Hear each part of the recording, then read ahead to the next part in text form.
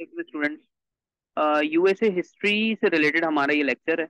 और इसके बारे में मुझे आपसे बात करनी है कि देखें, मैं पास्ट पेपर जब देख रहा था इसके, तो उससे मुझे अंदाजा इस चीज़ का हुआ कि यूएसए हिस्ट्री में उन्होंने ऑलमोस्ट सारी ही चीज़ें जो है ना वो रिपीट की हुई हैं। सही है।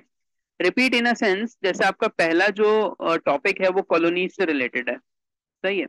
तो इसमें कॉलोनाइजेशन को पढ़े, मर्केंटलिज्म क्या था, और पास्ट पेपर जैसे मैंने अपनी वीडियो में भी बताया हुआ है, उसको एक बार देख लें कि सिलसिला क्या है, कॉलोनाइजेशन से रिलेटेड सवाल कौन कौन से करा रहा है वो, ये सारा कुछ आपने करना है। फिर बात थोड़ी सी आगे बढ़ेगी, फिर अमेरिकन रेवोल्यूशन आएगा, उसको देखें, अमेरिकन रेवोल्यूशन क्या था।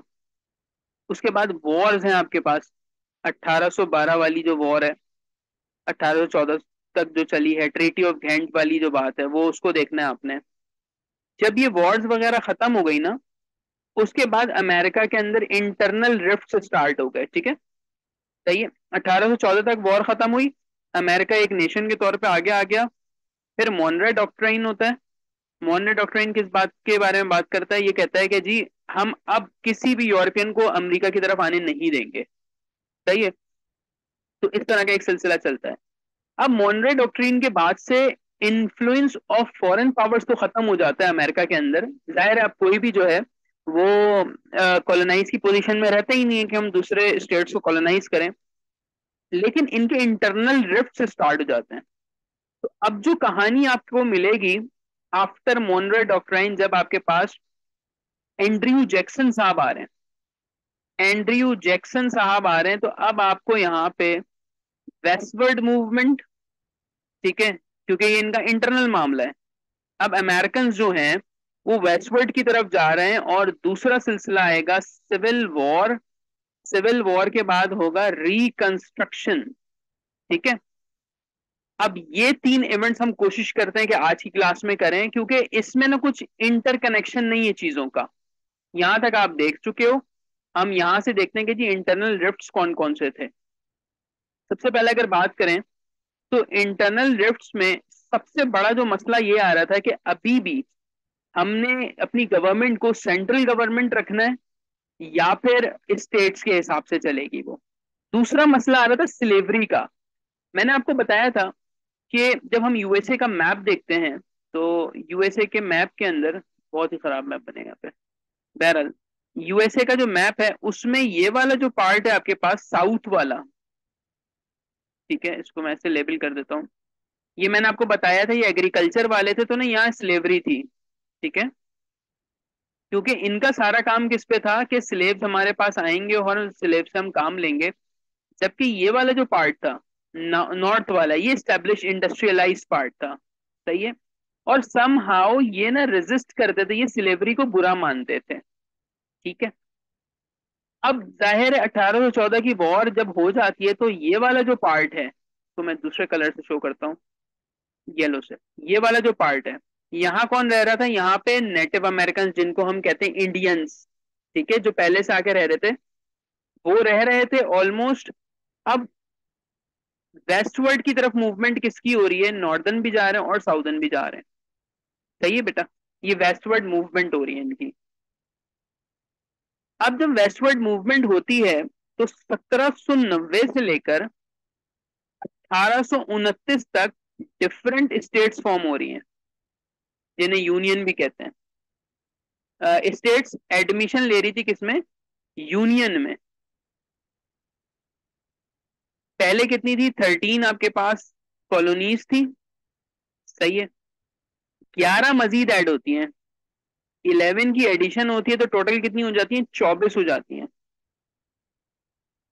वेरमोंट है, टेनेसे है, लोजानिया है, इलिनॉइस है, अल्बामा है, मिजोरी है। ये हो गई आपके पास 6। केनेक्टी है, ओहायो है, इंडियाना है, मिसिसिपी है, और माइन है। सही है। ये सारी आपके पास ऐड होके कितनी बन जाती हैं? 24। मसला ये आता है कि शुरू में 11 स्लेव्स स्टेट्स थी, और 11 ही क्या थी? फ्री स्टेट्स, मतलब कि जहां पे स्लेव्स का काम ही नहीं था। तो 22 में तो मामला क्या चल रहा था? पार्लियामेंट बराबर में चल रही थी, जो इनकी कांग्रेस थी। अब ये जो दो आती है ना, ये दो तंग करती हैं। अब एक को जाना होगा स्लेव में, और एक को आना होगा फ्री स्टेट में। इस मसले को प्रॉपरली खत्म करने के लिए एडवाइसेस दी गई, डिफरेंट सजेशंस आए। कुछ ने कहा स्लेवरी को प्रॉपरली बंद, ब्लॉक ही कर दें आप इसको, ठीक है। कुछ ने कहा नहीं, अगर स्लेव्स नहीं होंगे तो साउदर्न तरक्की कैसे करेंगे। इसका बैलेंस बरकरार रखने के लिए एक स्टेट थी मिजोरी और एक थी माइन। मिजोरी को किया गया स्लेव स्टेट और माइन को किया गया फ्री स्टेट, ताकि साउथ और नॉर्थ का बैलेंस क्या रहे, बराबर रहे। ठीक है बेटा, यहां तक तो सिलसिला आपको बैकग्राउंड मैंने बता दिया कि हो क्या रहा था। अब थोड़ा सा आगे की तरफ चलते हैं और देखते हैं कि यहां से, इसको कहते हैं मिजोरी कॉम्प्रोमाइज। अब मिजोरी कॉम्प्रोमाइज के बाद जो वेस्टवर्ड एक्सपेंशन है, अब उसकी तरफ चलते हैं।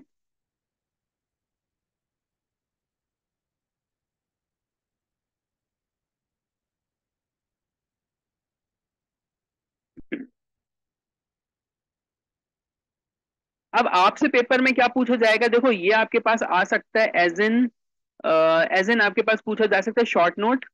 ठीक है, और एक सवाल 2015 में आया, वो मैंने आगे सॉल्व भी किया हुआ है इसमें। सही है। वो आपसे पूछेगा वेस्टवर्ड मूवमेंट, बस बेटा ये वाली जो टर्म आया ना वेस्टवर्ड मूवमेंट, तो तुमने समझ जाना है, एग्जामिनर का इशारा है आपके पास आफ्टर 1820 1830 की एग्जामिनर बात कर रहे हैं। और वेस्टवर्ड मूवमेंट आएगा तो तुम बैक से कनेक्ट करोगे इसको, था क्या, क्यों हुई, क्या चल रहा था सिलसिला। यहाँ पे मैंने कॉजेज आपको टेबल फॉर्मेट में दे दिए हैं ताकि आपके लिए पढ़ना आसान हो जाए। सबसे पहले, जो ईस्ट में रह रही थी कॉलोनीज, उन्हें लैंड चाहिए थी। ठीक है। उसके बाद इकोनॉमिक अपॉर्चुनिटीज नजर आ रही थी। इनकी आइडियोलॉजी ये थी कि भाई ये तो अब हमारा है ना सब कुछ, हमने 2 जंगें लड़ी, हमने सबको हरा दिया, ये तो सब हमारा है, इनकी आइडियोलॉजी थी। इसी तरह से वैल्यूएबल रिसोर्सेज मिली उस जगह पे। इंडस्ट्रियलाइजेशन वहां स्ट्रांग हो गई थी, तो वहां पे canals, rail road, steam engine और ये सारी चीजें बनना भी शुरू हो गई थी। ठीक है, ये तो काफी सारी है। आपको ना ये कॉजेस पता होनी चाहिए, मैंने अगली स्लाइड के अंदर भी लिखी हुई है ये। तो आपसे अगर वो पूछे ना वेस्टवर्ड मूवमेंट का सवाल, तो आपने ये कॉजेस देनी है।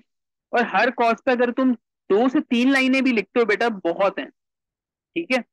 फिर तुम लिखोगे कॉन्सिक्वेंसेस, उससे हुआ क्या। भाई इनकी क्या हुआ, वैसे टेरिटरीज बढ़ गई। जो अमेरिका पहले 13 स्टेट्स के अंदर था, अब वो कितनी हो गई, 24 हो गई, और फिर ये फर्दर बढ़ेंगी आगे। जाहिर इंडस्ट्रीज ग्रो करना शुरू हो गई, इनमें नेशनलिज्म आ गया। फिर इनकी पॉपुलेशन ग्रोथ हुई। देखो पॉपुलेशन ग्रोथ से होता क्या है, कंजम्पशन बढ़ती है चीजों की। ठीक है, ज्यादा लोग हैं, ज्यादा खाना खाएंगे, ज्यादा कपड़े पहनेंगे। उससे क्या होगा, इंडस्ट्रीज बढ़ेंगी। इंडस्ट्रीज बढ़ेंगी तो उनको चलाने के लिए लोग चाहिए, एम्प्लॉयमेंट इंक्रीज होगी।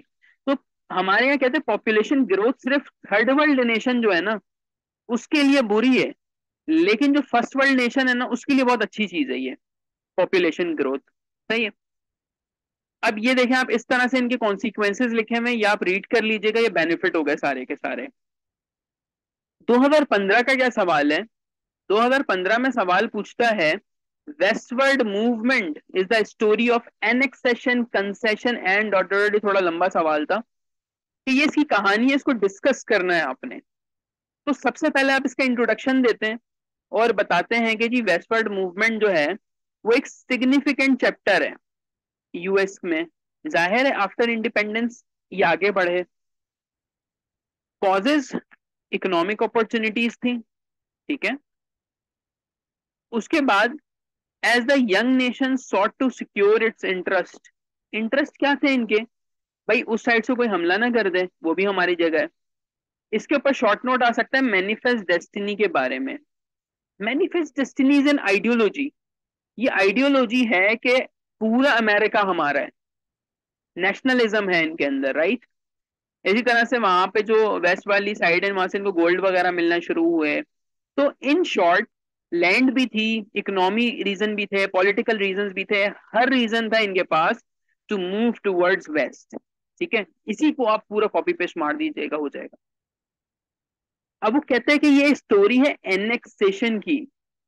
अब एनेक्सेशन आपके पास क्या है कि यूएसए में, आपको पता है हमने जब बात की थी 1803 में लुजियाना परचेज हुआ था। ठीक है। लुजियाना किस साइड पे था, आपके इस साइड पे था वेस्ट में, और कॉलोनीज यहाँ पे थी। तो यहाँ से यहाँ तक का एरिया परचेज किया गया वेस्टवर्ड मूवमेंट के लिए।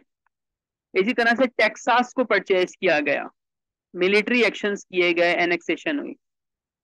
फिर परचेजेस, जैसे यहाँ पे लिखा मैं लुजियाना परचेज हुआ, इसी तरह से अलास्का लिया इन्होंने रशिया से।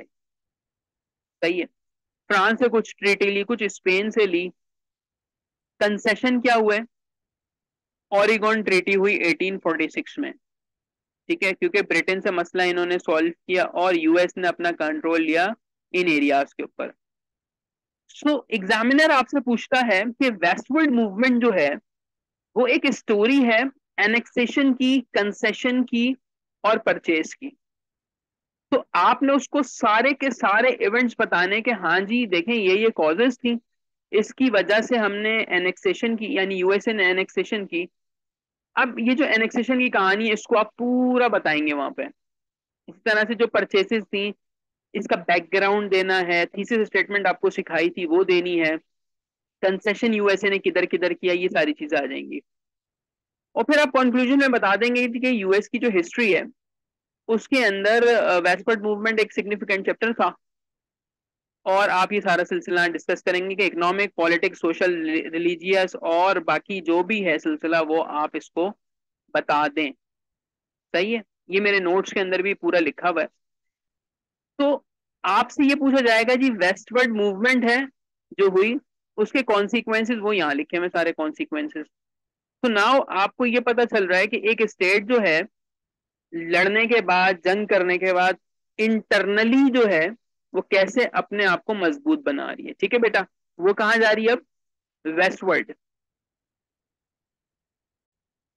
नाउ जब ले गए, यहाँ पे आपके पास टॉपिक आता है स्लेवरी इशू।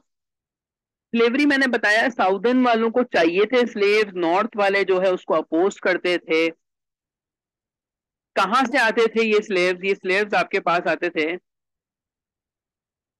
अफ्रीका से। ठीक है, बताया था आपको स्टार्ट में, अफ्रीकन अमेरिकन को ला ला के जब इंग्लैंड यहाँ पे लेकर आता था तब से जो है वो स्लेवरी चल रही थी।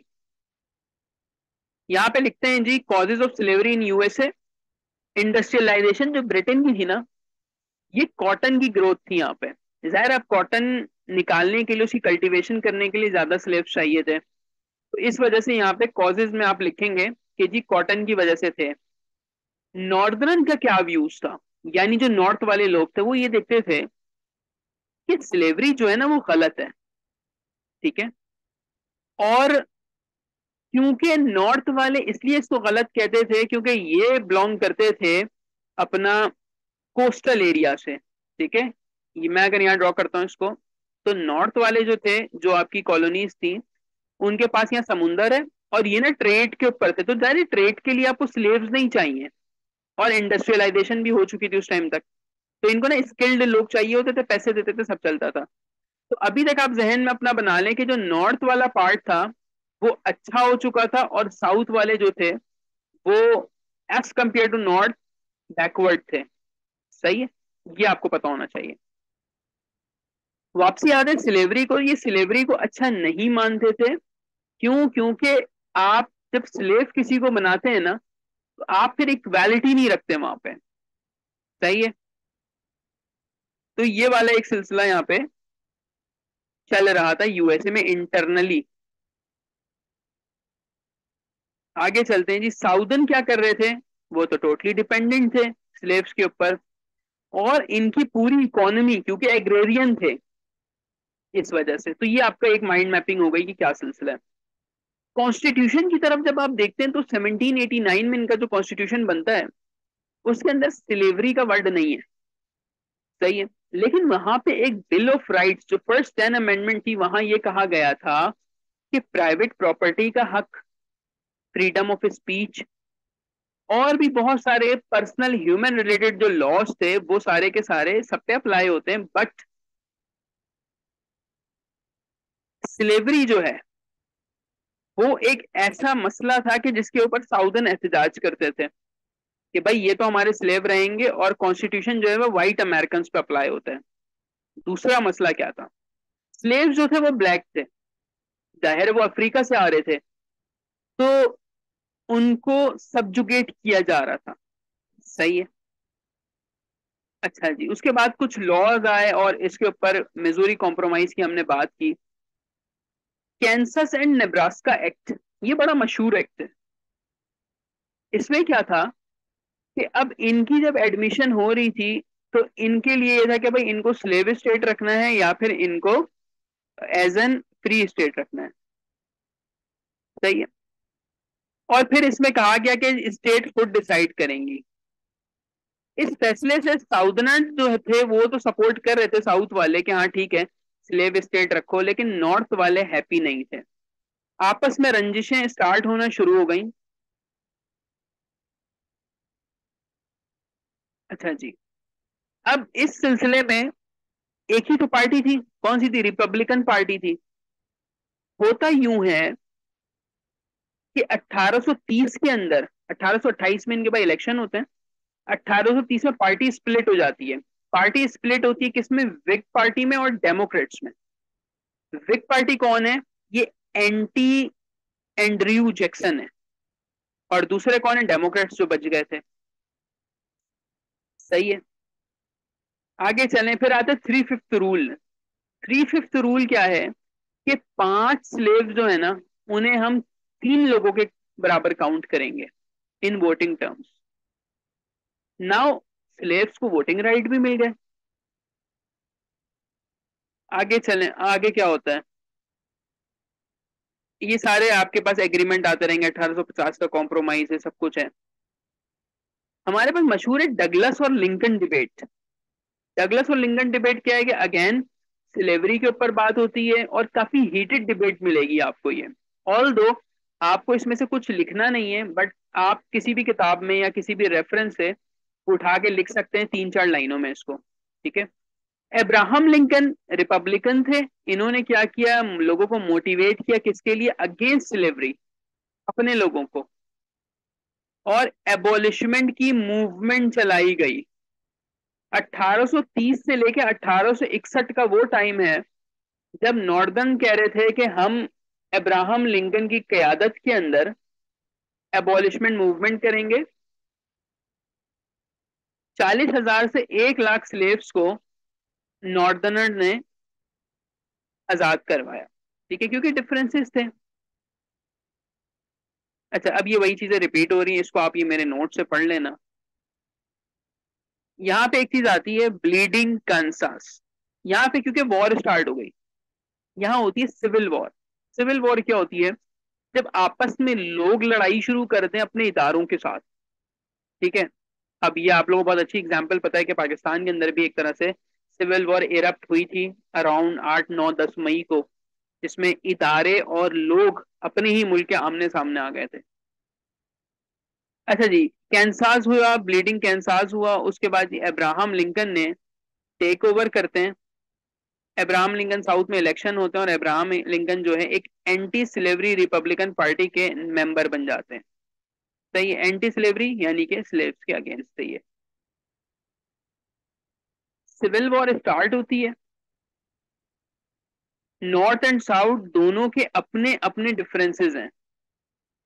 नॉर्थ नॉर्थ क्या चाहता है? नॉर्थ चाहता है स्लेवरी खत्म हो, नेशन यूनाइट हो पॉलिटिकल पर्पस के लिए, और पावर बैलेंस रहे। ठीक है। नॉर्थ वाले थोड़ा सा चिल सीन है इनका कि भाई ऐसा ऐसा हमने रखना है, लेकिन साउथ वाले ना एग्रेसिव हैं। अब सिविल वॉर जो छिड़ जाती है, जो हो जाती है, उसके रीजन क्या क्या है? नॉर्थ वाले कहलाते हैं यूनियन और साउथ वाले कहलाते हैं कॉन्फेडरेसी। ठीक है। नॉर्थ वाले इंडस्ट्री को फेवर करते हैं और साउथ वाले अपनी एग्रेरियन इकोनॉमी को। इसी तरीके से फेवर्ड सेंट्रल बैंक, ये काफी सारे लिखे हुए, मैं सिर्फ मेन मेन बता रहा हूं आपको। नॉर्थ वाले कहते हैं सेंट्रल बैंक को, और साउथ वाले कहते हैं कि सेंट्रल बैंकिंग जो है वो पुअर को एक्सप्लॉइट करेगी। ठीक है। ये कितने 5 लिखे हुए हैं, आप इसमें से कोई 2 कर लीजिएगा या इन सबको मर्ज करके एक समरी बना लें। फिर सोशल डिफरेंसेस की वजह से सिविल वॉर होती है। क्यों? नॉर्थ वाले क्योंकि अच्छे थे तो ये बहुत ज्यादा एजुकेटेड हो चुके थे, और साउथ वाले जो थे वो ऐसे ही थे, वो तो एग्रेरियन थे, तो जिस तरह हमारे यहाँ होते ना मजदूर और गरीब तबका, ये वो थे। नॉर्थ के अंदर औरतों और वर्कर्स को हुकूक मिलना शुरू हो गए थे, लेकिन साउथ में ऐसा कुछ भी नहीं हुआ था। तो ये आपके पास सोशल डिफरेंसेस आ गए। यहाँ पे डेमोक्रेटिक प्रिंसिपल्स थे नॉर्थ में, जाहिर है हर किसी को हुकूक दिए हुए हैं, हर कोई बोल रहा है। साउथ में ऐसा कुछ भी नहीं था। सिलेवरी मेन इशू था। बैलेंस ऑफ पावर जो है वो डिस्टर्ब हो जाती, उस चक्कर में सिविल वॉर स्टार्ट। सही है। और सिविल वॉर जो है वो इस वजह से भी हुई क्योंकि काफी सारी अमेंडमेंट्स और प्रपोजल्स दिए गए जो कि आखिरी में नल एंड वॉइड हो जाते हैं। जैसे टेलमेज अमेंडमेंट है, इसमें कहा गया कि भाई अब Missouri as a last state हमारे पास आएगा, और इसके बाद 25 साल की उम्र तक पहुंचते हुए स्लेव्स अपने माँ बाप के पास वापस चले जाएंगे, उनको राइट्स दे दिए जाएंगे। तो एक सजेशन का सिलसिला शुरू हुआ, अमेंडमेंट का सिलसिला शुरू हुआ, और वो साउदर्न रिजेक्ट करते जाते थे क्योंकि वो स्लेवरी के हक में नहीं था। ये सारे यहाँ पे लिखे हुए, यहाँ पढ़ लीजिएगा, ठीक है, कि हुआ क्या बेसिकली। अच्छा जी, अब इसके बाद क्या होता है, वॉर स्टार्ट हो जाती है। वॉर टाइम इवेंट्स आपके पास आ जाते हैं। यहाँ पे लिखा हुआ है ब्लीडिंग कैंसास, मैंने आपको बताया कैंसास से स्टार्ट होता है। उसके बाद ये लड़ाइयाँ स्टार्ट हो रही हैं, ब्लॉकेज ऑफ सी होता है, नेगोशिएशंस का टाइम आ जाता है, क्योंकि नॉर्दर्न जो है ना साउदर्न पे भारी पड़ गए थे। सही है। और अब्राहम लिंकन जो है वो इजीली खत्म करवा देते हैं सारी के सारी ना स्लेवरी, और साउथ वाले जो है वो सरेंडर कर देते हैं। इम्पैक्ट क्या आता है इसका? जाहिर है जब पूरी फुल फ्लेज वॉर होती है आपके पास, ऑलमोस्ट कोई 15-20 साल तक ये सारा कुछ सिलसिला चलता है, ऑलमोस्ट 5 लाख कैजुअलिटीज हैं, इंफ्रास्ट्रक्चर खराब होता है, आपके पास फाइनेंशियल लॉसेस आ रहे हैं, $30 बिलियन आपने जंग पे लगा दिए, लॉस हो गया आपका। इन्फ्लेशन, महंगाई आ गई। इसी तरह से अब जो स्लेव्स आ गए थे, अब उनको आपने फ्री तो कर दिया, लेकिन उनका खाना, उनका रहना, उनका काम, ये क्या होगा? रॉबरी और लूट मार ये शुरू हो गई थी फॉर्मर स्लेव्स के।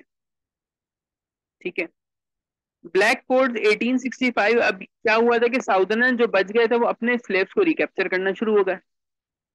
ठीक है। फिर फ्रीडमैन्स ब्यूरो 1865 आता है, वो कहता है कि जी हम उन स्लेव्स को बचाएंगे ताकि साउथ जो है ना दोबारा उसको रिकैप्चर ना कर सके। ये सिलसिला चल रहा है। ये जो वॉरफेयर हुआ, इसमें कुछ रेवोल्यूशनरी चेंजेस आए, जैसे अब यहाँ पे राइफल का काम आया, राइफल की उन्होंने यूज की, और फर्स्ट टाइम ये टोटल वॉरफेयर था। टोटल वॉरफेयर क्या था? क्या जंग शुरू। फिर ब्लॉकेड का कंसेप्ट आया यहाँ पे। ब्लॉकेड क्या होता है? किसी भी चीज को, किसी भी जगह को रोकना, बैरियर लगा के, ट्रक्स लगा के आप उस जगह को रोक सकते हैं। ट्रेंचेस, खंदक बनाई गई इस जंग के अंदर। ठीक है। मैं आपको भी आखिरी में बताता हूँ कि सवाल पेपर में कैसे पूछेगा। मस्केट्स आ गई। एक मस्केट क्या था कि एक बुलेट थी, उसको 80 से 250 यार्ड तक वो फायर कर सकती थी। लेकिन फिर राइफल्स आ गए। राइफल्स क्या थे? मशीन गन्स थे। तो वॉरफेयर में भी बहुत ज्यादा इजाफा। इसी तरह एयर बलून्स आ गए, spy cameras, rail road, advance communication, ये सब तो था जंग में। रिकंस्ट्रक्शन हुई। रिकंस्ट्रक्शन में क्या था कि जो भी तबाही हुई है ना उसको हम सही करेंगे, दोबारा से बनाएंगे। ठीक है। ये सारी अमेंडमेंट्स हैं, कौन कौन सी अमेंडमेंट है, ये सब कुछ आप इसी तरह से अगर आप लिख दें तो आपका सिलसिला पूरा हो जाएगा। अब आप कहेंगे कि सर यार ये अमेरिकन सिविल वॉर बहुत बड़ी है, और ये अपनी नौयत की एक ही सिविल वॉर हुई है इस पूरी हिस्ट्री के अंदर, तो इसमें हमने करना क्या है? सही है, मैं आपको बताता हूँ कि इसमें आपने करना क्या है। आपने करना ये है कि आप इसमें तैयार करेंगे अपने पास सबसे पहले कॉजेज ऑफ सिविल वॉर। सही है, इसको अलहदा तैयार करो। कोई कहानी की जरूरत नहीं है इसमें, जो मैंने तुम्हें पॉइंट्स दिए हुए ना, कॉजेज ऑफ सिविल वॉर को तैयार कर लो, क्यों क्यों हुई थी, क्या वजह थी। फिर तैयार करो कि सिविल वॉर के दौरान क्या हुआ, मतलब एक एक इवेंट नहीं पता होना चाहिए। जैसे आपको है ब्लीडिंग कैंसर, ब्लीडिंग कैंसर का एक पैराग्राफ उठा लो गूगल से या किसी भी किताब से, जो भी मैंने नोट्स भेजे। कैंसर ब्लीड हुआ, क्या हुआ, कितने लोग मरे, किसने पहला फायर किया, ये सारी चीजें। सिविल वॉर जो है उसके जो मेन मेन इवेंट्स हैं वो लिखते जाओ। फिर ये देखो कहाँ पे नॉर्दर्न को एज हासिल था, कहाँ पे साउथ वालों को एज हासिल था, किस पॉइंट के ऊपर किसने सरेंडर किया। ठीक है, चाहो तो फ्लो चार्ट में बना लो, चाहो मैप के थ्रू समझा दो एग्जामिनर को, ये अब आपके ऊपर है। ठीक है, फिर आप लिखेंगे कॉन्सिक्वेंसेस, ये जो मैंने अभी आपको शो किए सारे, आप बताएंगे जी ये कॉन्सिक्वेंसेस क्या क्या हुए सिविल वॉर के। फिर चेंज जो है, रेवोल्यूशन जो है वॉरफेयर में वो आया, वो मैंने आपको बता दिया कि राइफल इस्तेमाल हुई, कैमरा इस्तेमाल होना शुरू हो गया। और उसके बाद आता है रिकंस्ट्रक्शन। ठीक है, कि रिकंस्ट्रक्शन क्या क्या हुई। बेटा इस सवाल को आप तैयार करें, अच्छा सा तैयार करें, टू द पॉइंट हो, इधर उधर की बातें नहीं कीजिएगा इस सवाल में। तो इन शॉर्ट जो बच्चे मुझसे यूएसए हिस्ट्री पढ़ रहे हैं, आप मेरे नोट्स खोलें, नंबर 1 से लेकर आप कहाँ तक तैयार कर चुके हो रिकंस्ट्रक्शन का एरा। ठीक है, ये मैं दिखा देता हूँ रिकंस्ट्रक्शन कहाँ तक हो गया है। यहाँ से सेकेंड ये रिकंस्ट्रक्शन वगैरह का जो सिलसिला ना, ये 1860s एंड 70s का पूरा चल रहा है आपका, बहुत आगे आ गया मैं इसमें। जी ये रिकंस्ट्रक्शन है। ठीक है, जब आप रिकंस्ट्रक्शन तक पहुंचोगे ना, ये फिर दोबारा से वो सिविल वॉर और ये थोड़ा पिक्चर वगैरह के साथ आपको और अच्छा एक मामला मिल जाएगा कि डेटा मिल गया बेटा आपको यहाँ से, कारपेट बैगर्स कौन थे। ये नोट्स बेसिकली मैंने किसी को पढ़ाने के लिए नहीं बनाए थे, ये अपने लिए बनाए थे। सही, आप देखो इसमें चीजें रिपीट हो रही हैं, तो जब मैं वन गो में इसको पढ़ने बैठता हूँ ना, तो मुझे सारी चीजें याद आ जाती हैं। यहाँ तक कर लेना, उसके बाद आ जाएगी आपके पास क्या है, इंडस्ट्रियलाइजेशन। वॉर खत्म हुई, रिकंस्ट्रक्शन हुई, फिर इंडस्ट्रियलाइजेशन का एरा आएगा। तो इंशाल्लाह नेक्स्ट टाइम हम इंडस्ट्रियलाइजेशन पढ़ेंगे और हम एंटर हो जाएंगे 1870 से 1916 के दरमियान में। सही है, उसके बाद फिर क्या है, ग्रेट डिप्रेशन है, वर्ल्ड वॉर 1 है, वर्ल्ड वॉर 2 है, कोल्ड वॉर है, उसके बाद फिर सारा के सारा करंट अफेयर है आपके पास। तो होप सो कि यूएसए हिस्ट्री आपको समझ में आ रही होगी। पेपर में सिर्फ 4 सवाल करने हैं, ये हमेशा याद रखना। ठीक है बेटा, अल्लाह हाफिज।